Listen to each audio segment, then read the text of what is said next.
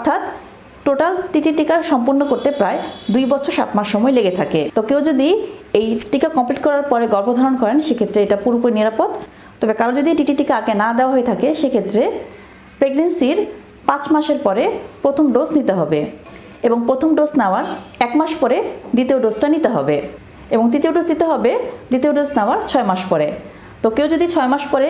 তৃতীয় ডোজ নিতে ভুলে যান সেক্ষেত্রে পরবর্তী যখন গর্ভধারণ হবে বা সেকেন্ড গর্ভধারণের সময় কিন্তু এই তৃতীয় ডোজটা নেওয়া যেতে পারে এবং চতুর্থ এবং পঞ্চম ডোজটা অবশ্যই 1 বছর ব্যবধানে নিতে হবে। আর কারো যদি টিটির প্রথম ডোজটা নেওয়া হয়ে থাকে এবং প্রথম ডোজ নেওয়ার পর যদি তিনি গর্ভধারণ করেন সেক্ষেত্রে দ্বিতীয় ডোজটা যেহেতু 5 মাসের আগে নিতে পারছেন না সেক্ষেত্রে তাকে আবার প্রথম থেকে টিটি টিকা নিতে হবে, অর্থাৎ আবার 5 মাস পরে প্রথম ডোজটা নিতে হবে এবং তার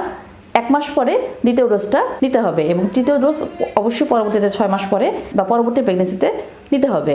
আর এটাই হচ্ছে গর্ভধারণ অবস্থায় টিটি